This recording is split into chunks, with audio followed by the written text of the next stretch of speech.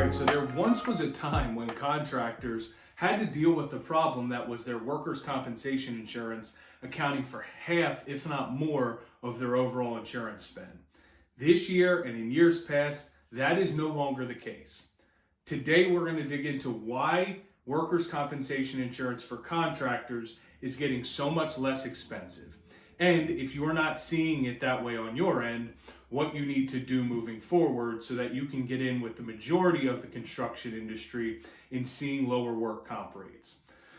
So if we take this back and we look at the construction industry as a whole, it inevitably carries a higher risk when it comes to workers' compensation insurance than most other industries or trades. As a result, for many years, workers' compensation insurance was a far more expensive line item within your entire insurance program. However, as I mentioned, that entire stigma has changed over the last 3 or 4 years. In all reality, and this is state by state, region by region, industry by industry specific, but in all reality, workers' compensation premiums have decreased by nearly 40% over the last several years. So why is that? Let's start there. Number one, insurance companies are making money hand over fist when it comes to workers' compensation insurance. They have had advances in how to process, how to manage, how to oversee, and how to negotiate rates for their claim payouts. And in turn, they are seeing a much, much higher profit margin on this specific line of business in the last few years. Okay? And so as that happens, then you take into account what's happening at each individual state level, where each insurance department, for the most part, is filing for rate decreases each year on the workers' compensation side of things. And because insurance companies are becoming profitable there, they tend to follow suit and adopt those rate changes. So now you have profitable insurance companies and you have states filing for rate decreases, and overall what you will see is a much lower rate of calculation for your premium on the workers' compensation side. Now, as I mentioned in the beginning of the video, if you're not seeing that within your specific business, it could be a number of things. Number one that we can't do anything about retroactively is if you've had a lot of claims and your experience mod has gone up as your premiums or your base rates have gone down.